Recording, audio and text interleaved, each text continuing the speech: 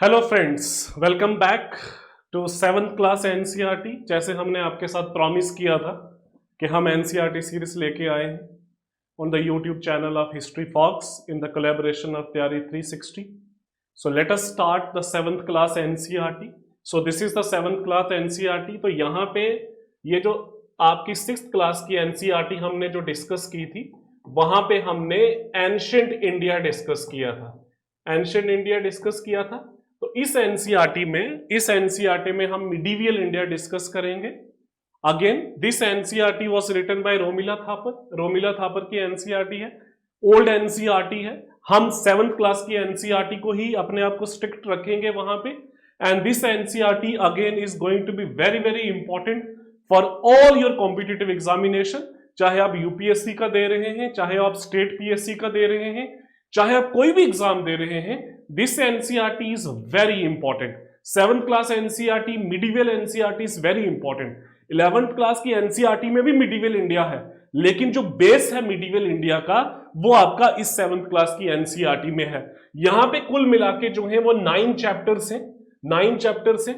First chapter जो है again the situation of India in the world. Second chapter में that is kingdom of south and then the kingdom of north and so on. Okay, तो we will start. इस class में हम पहला lecture start करेंगे, that is India and the world. India and the world in the beginning of medieval India. तो medieval India में हम discuss करते हैं इंडिया की सिचुएशन क्या थी उस दौर में। So that is the first chapter, that is India and the world. इसको हम यहां पे ये डिस्कस करेंगे, पहला chapter, that is India and the world. Okay, so let us start. Now this was the map of the India, okay, during the 18 to 12th century। During to 18 to 12th century this is the map of the India. अब ये जो map है India का, इसमें that is from 8th to 12th century, 8 to 12th century हम इसको discuss करेंगे। इसमें इंपॉर्टेंट चीजें क्या हैं? इसमें इंपॉर्टेंट चीजें जो हैं वो ये आती हैं कि इस दौर में ये जो आपका जो टाइम पीरियड है फ्रॉम 800 to 12th century, तो इस टाइम पीरियड में इंडिया की क्या सिचुएशन है और इस टाइम पीरियड में वर्ल्ड की क्या सिचुएशन है। जैसे से सपोज वर्ल्ड की ये सिचुएशन अगर हम यहां पे डिस्कस करें, तो वर्ल्ड में जो है ग्रेट रोमन एम्पायर जो है, ग्रेट रोमन एम्पायर जो है उसका डिक्लाइन हुआ, एक चीज। Then there was rise of Islam in the West Asia. Islam का राइज हो गया था यहाँ पे इस दौर में। अगर हम वेस्ट एशिया की अगर हम बात करें इस दौर में, that is the rise of Islam. Islam के राइज के बाद जो है that is rise of Turks as well. Turk का राइज हुआ है इस्लाम के राइज के बाद। दैट इज आपका आफ्टर आफ्टर दैट इज पैगंबर मोहम्मद के बाद जो है देयर वाज राइज ऑफ खलीफा। खलीफा के अलग अलग डायनेस्टीज जो है वो हम यहाँ पे डिस्कस करेंगे। This was the situation of the outer world. Feudalism का कॉन्सेप्ट आता है यहाँ पे। और as far as India is concerned, from 8th to 12th century में पहले हम डिस्कस करते हैं कंडीशन ऑफ द नॉर्थ क्या है, फिर हम डिस्कस करेंगे कंडीशन ऑफ द साउथ क्या है। कंडीशन ऑफ द नॉर्थ मतलब इंडियन डायनेस्टीज का क्या हाल है नॉर्थ में। इसमें हम प्रतिहार्स, देन पालास, देन चौलास ये डिस्कस करते हैं। साउथ में हम किंगडम डिस्कस करते हैं चोलास की। एंड ऑफ कोर्स इस फेज में जो है आर्ट एंड कल्चर की क्या सिचुएशन थी, what was the progress of art and culture. Outer world में यूरोप में इस एज को डार्क एज माना गया है, वो भी हम डिस्कस करेंगे इसमें।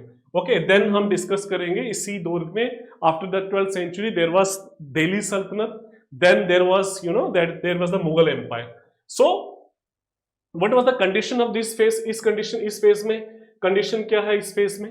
इस फेज में अगर हम कंडीशन की बात करें, the medieval period in Indian history, तो कौन सा टाइम पीरियड है मिडिवल हिस्ट्री का इंडियन हिस्ट्री में? फ्रॉम 8th century से 18th century जो है दैट पीरियड जो है इंडियन हिस्ट्री में, इसको मिडिवल हिस्ट्री का पीरियड बोला गया है। इस पीरियड को क्या बोला गया है? इस पीरियड को जो है मिडिवल हिस्ट्री बोला गया है। Okay, that is medieval history. Okay, the 8th century is taken as the beginning because many changes start taking place in Indian society around this time। चाहे वो political changes हो, चाहे वो economic changes हो, चाहे social changes हो, चाहे religious changes हो, बहुत सारा important चीजें यहाँ पे हुई हैं। That was the turning point। Okay, the 18th century is considered to be the decline of the Mughal Empire। 18th century Mughal empire का डिक्लाइन है। 18th century में दैट इज औरंगजेब की डेथ होती है 1707 में। उसके बाद मुगल एम्पायर का डिक्लाइन है। उसके बाद आपकी रीजनल किंगडम का राइज है end of course European company का भी राइज है यहाँ पे। Okay, and the arrival of the British brought further changes. The medieval period is distinct from ancient Indian history as we have more surviving information, sources, familiarity with the medieval development, evolution of modern Indian languages. बड़ी सारी चीजें हैं। Medieval history में सिर्फ architecture में progress नहीं हुई है, आपकी जो हिंदी है, आपकी जो उर्दू लैंग्वेज है, जितने भी रीजनल लैंग्वेजेस है, चाहे मराठी है, चाहे उड़िया है, चाहे पंजाबी है, ये कल्चरल डेवलपमेंट के लिए medieval history is very very important, extremely important.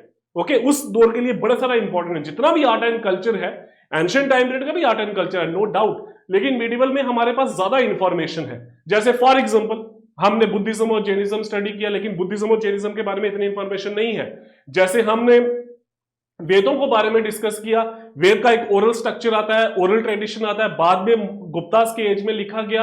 Again हमारे पास ये जो बीच का गैप है, यहाँ पे ओरल ट्रेडिशन चला है, उस दौर में हमारे पास इंपॉर्टेंट इंफॉर्मेशन इसके बारे में नहीं है as compare to medieval time period. Okay, तो इसके अलावा यहाँ पे क्या होता है, modern Indian languages, then clothing styles, then religious belief, ये भी मिडिवल टाइम पीरियड में इमर्ज होता है।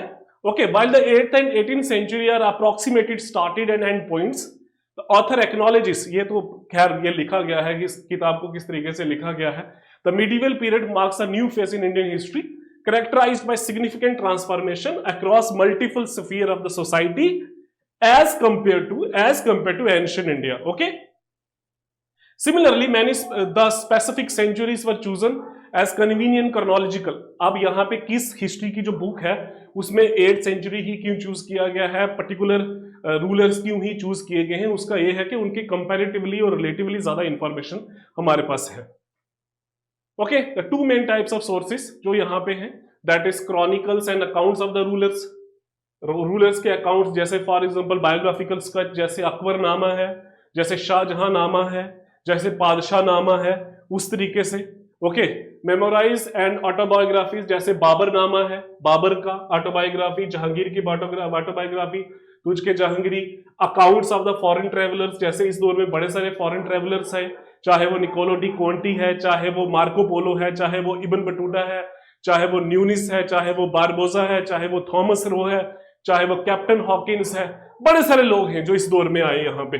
Religious text and literature, some with the miniature painting, जैसे फॉर एग्जांपल हमजा नामा है, जैसे फॉर एग्जांपल बड़े सारे रिलीजियस टेक्स्ट लिखे गए, बड़े सारे सूफीज की राइटिंग्स हैं, बड़े सारे भक्तिस राइटिंग है, सूरसागर लिखा गया, रामचरितमानस यहाँ पे लिखा गया। Okay, so the medieval period is divided into two part, दो पार्ट में डिवाइडेड है।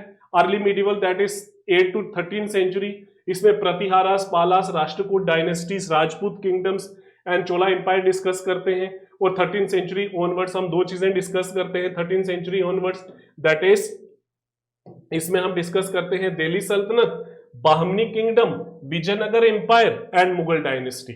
ओके, दिल्ली सल्तनत जो है दैट इज 1206 में स्टार्ट हुआ, बाहमनी किंगडम 1347 में स्टार्ट हुआ, विजयनगर 1336 में स्टार्ट हुआ, और मुगल एम्पायर जो है फर्स्ट बैटल ऑफ पानीपत से स्टार्ट होता है यहाँ पे।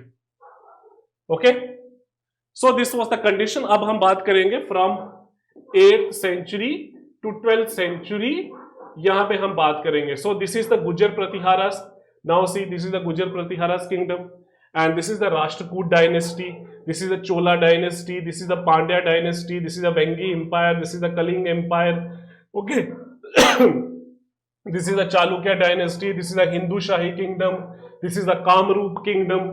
तो बड़े सारे एम्पायर्स हैं, लेकिन जो स्कॉलर्स है जिसने किताब लिखी हुई है, ऑथर जो है रोमिला थापर ने कुछ स्पेसिफिक डायनेस्टीज ही चुनी है।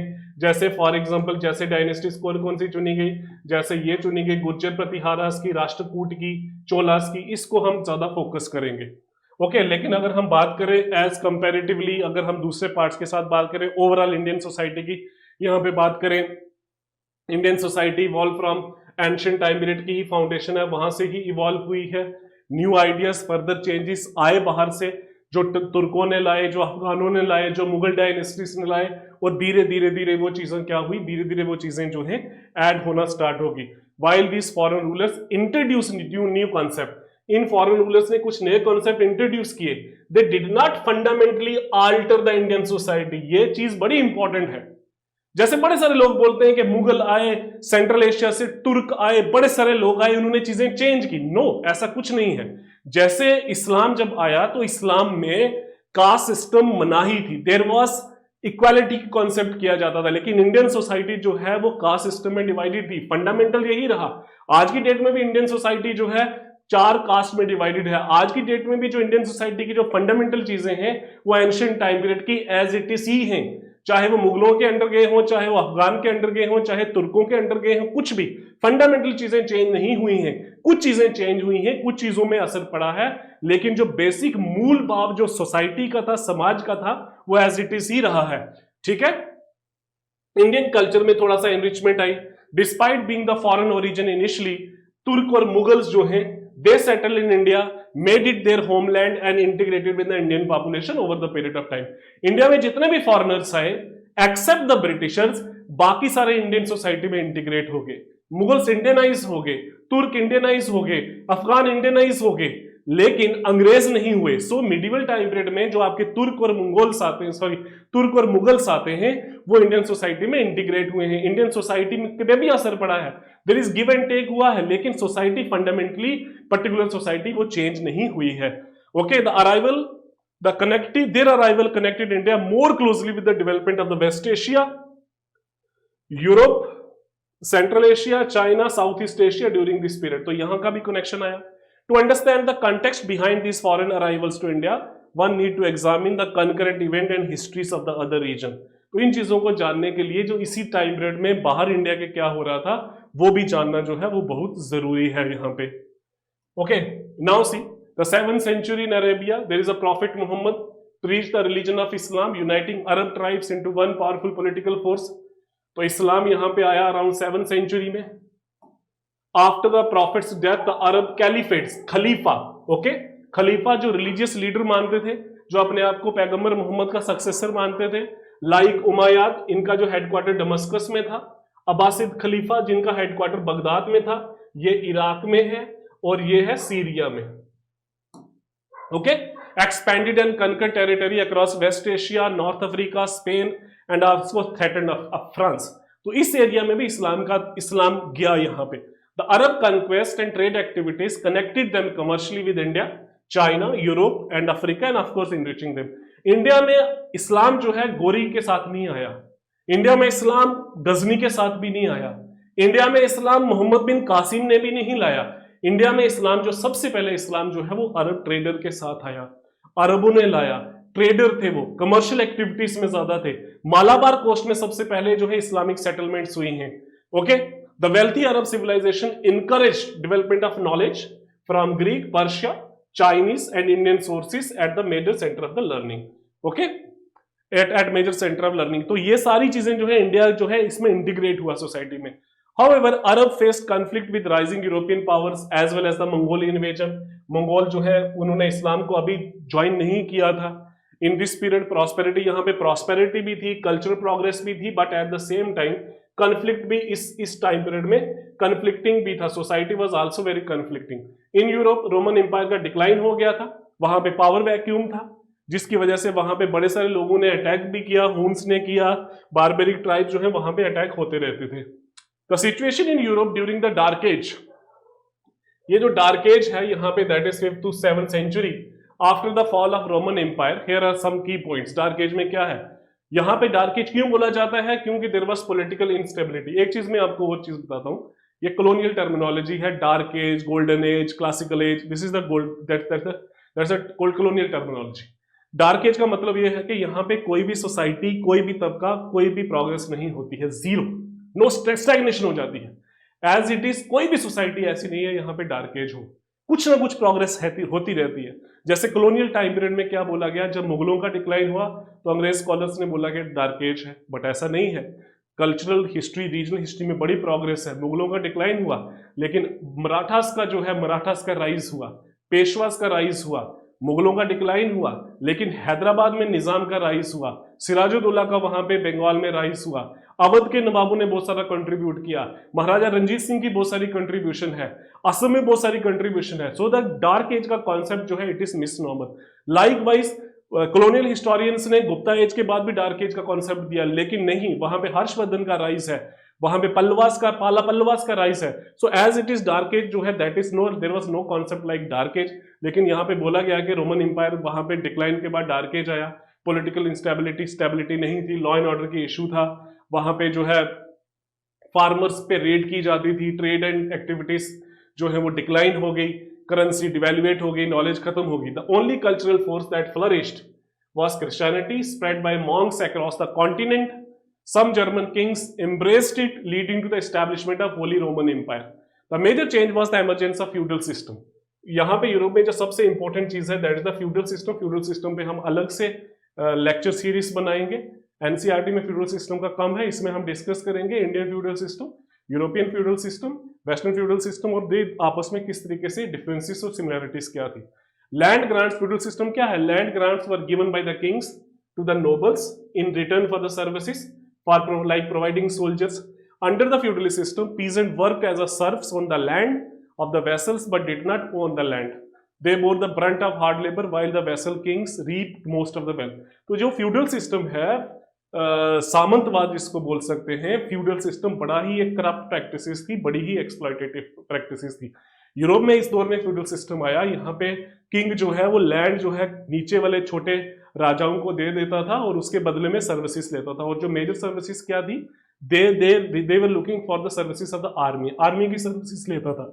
और राजा जो है उसके नीचे उसने और काम करने वाले होते थे, और at end point lowest point में लैंड पे काम करने वाले कौन होते थे? पीजेंट, जो जमीन के मालिक नहीं थे, जमीन को ओन नहीं करते थे, दे वर जस्ट लाइक अ टीनट थे वहां पे।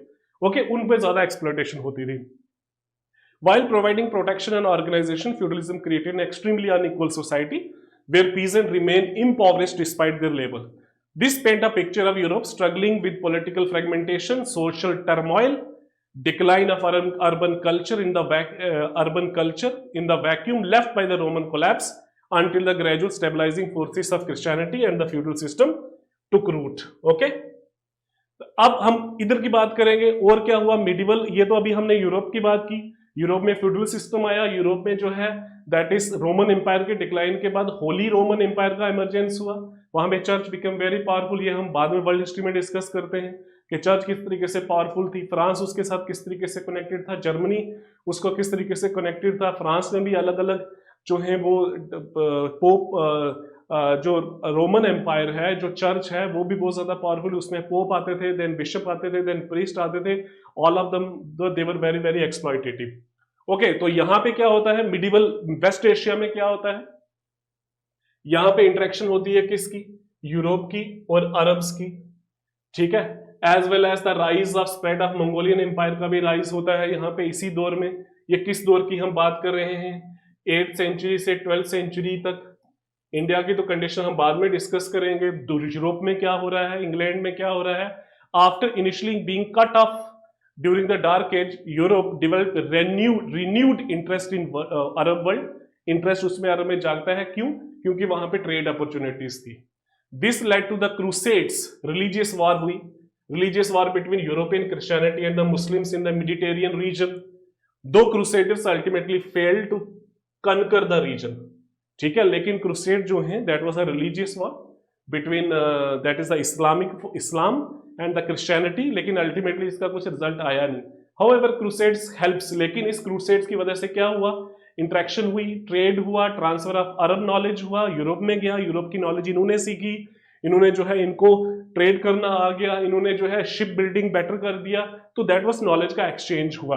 The 9th century Abbasid caliphate power wane, खत्म हो गई ये, and its provinces like Ghazni and Ghor became independent, ठीक है। तो खलीफेट की पावर जो है जैसे डिक्लाइन होती है, तो यहाँ पे कुछ एडवेंचरर जो है लोग आ जाते हैं जिन्होंने एम्पायर की फॉर्मेशन की है, और उसमें से जो दो इंपॉर्टेंट हैं दैट इज सेंट्रल एशिया में, एक था आपका गजनी और एक था आपका Ghor dynasty. Ghazni means Mahmud of Ghazni most powerful, Ghor dynasty में मोहम्मद गोरी। ओके, तो इन्होंने अपने एम्पायर की एक्सपेंशन की और इन्होंने अपना एम्पायर जो है कहाँ तक फैलाया? इन्होंने अपना empire Persia, Iraq, Syria, Byzantine empire, 11th century तक ये सारी चीजें जो हैं वो फैल गई।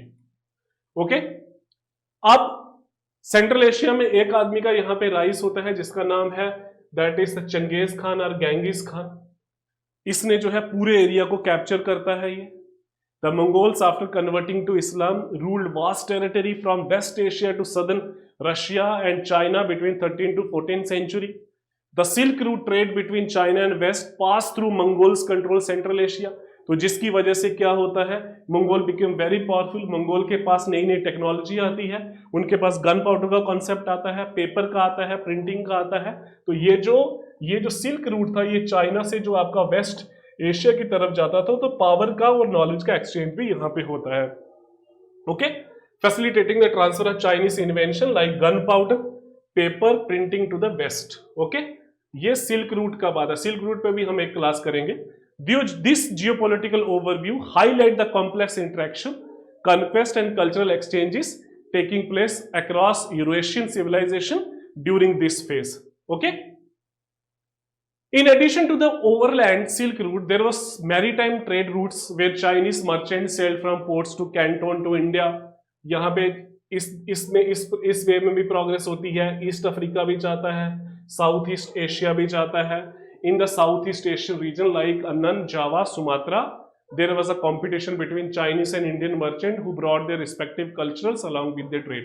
तो 14th century Arab merchant जो है उन्होंने अपनी प्रेजेंस जो है साउथ एशिया में लगाई और अब दिखाई अपनी प्रेजेंस साउथ एशिया में, और India become a very centre of the global network. India become a very powerful, very seeking destiny बन गया यहाँ पे। ओके, सो तो इसका रिजल्ट, ओवरऑल रिजल्ट क्या निकला? ओवरऑल रिजल्ट निकला कि इंटरेक्शन हुई अलग अलग एरियाज में। ओवरऑल रिजल्ट क्या निकला? रास्ता बन गया। ओवरऑल रिजल्ट क्या निकला? तुर्क, मंगोल्स, यूरोपियन जो है वो इंडिया में आना स्टार्ट हो गए। क्योंकि ऐसा नहीं है कि अचानक से आ गए, ऐसा नहीं था कि उनको अभी पता चला, उनको पहले का पता चल गया था। That is the importance of the India की importance.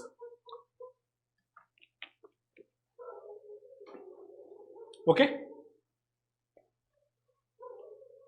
So with this we finished the first chapter of 7th class NCERT। तो यहाँ पे हमने डिस्कस क्या किया? यहाँ पे हमने डिस्कस किया दैट इज 8th और 12th सेंचुरी में that was the situation of the world. इसमें हमने क्या डिस्कस किया? हमने इसमें सिचुएशन डिस्कस की, किसकी? यूरोप की सिचुएशन डिस्कस की। हमने यहाँ पे क्या डिस्कस किया? इसमें हमने इस्लाम के बारे में डिस्कस किया, और इसमें हमने डिस्कस किया सेंट्रल एशिया में। ओके, तो सेंट्रल एशिया में, तो यूरोप में क्या था? यूरोप में there is the concept of dark age, dark age का कॉन्सेप्ट है, and rise of Holy Roman Empire, Holy Roman Empire का राइज है। तो इस्लाम ने क्या किया? After the death of prophet Mohammad, that is दो टाइप के खलीफास आते हैं, दैट इज उमायाद और अब्बासिद खलीफा। उसके बाद क्या होता है? तो उसके बाद जो है ट्रेड जो है वेस्ट एशिया के साथ और यूरोप के साथ स्टार्ट होता है। द फेमस कॉल्ड क्रूसेड जो है वो स्टार्ट होता है अप टू मेडिटेरियन, जिसमें that is the religious verses in the name of the religion, that is in the name of Christianity. Islam जो है आपस में लड़ते हैं, कोई नहीं जीतता है, लेकिन फायदा क्या होता है? म्यूचुअल एक्सचेंज होता है, ट्रेड का सिग्निफिकेंस बढ़ता है। Eight the same time central Asia में बहुत सारे ट्राइब्स आ गए थे, दैट इज बहुत सारे ट्राइब आ गए थे, दैट इज सेल्जुक ट्राइब आ गया था, टर्क्स आ गए थे, एंड मंगोल्स आ गए थे। ठीक है, जैसे मंगोलों ने इस्लाम को ज्वाइन किया, उसके बाद Mongol became a very big potent force, वो जिसकी वजह से जो है उन्होंने क्या किया? सिल्क रूट को कंट्रोल किया, और मंगोल चाइना से लेके यूरोप तक जो है उन चीज़ों को क्या करते थे? कंट्रोल करते थे। जिसका रिजल्ट ये निकला कि म्यूचुअल एक्सचेंज हुआ, चाइना की बड़ी टेक्नोलॉजी जो है वो वेस्ट में पहुंच गई, चाहे वो प्रिंटिंग प्रेस हो, चाहे वो गन पाउडर हो, चाहे वो दूसरी चीज़ें हो। With this we finished our first lecture, that is 7th class NCERT medieval India, that is by Romila Thapar. इसमें हमने डिस्कस क्या किया? इसमें हमने डिस्कस किया that is the India and the world and between 8th century to 12th century.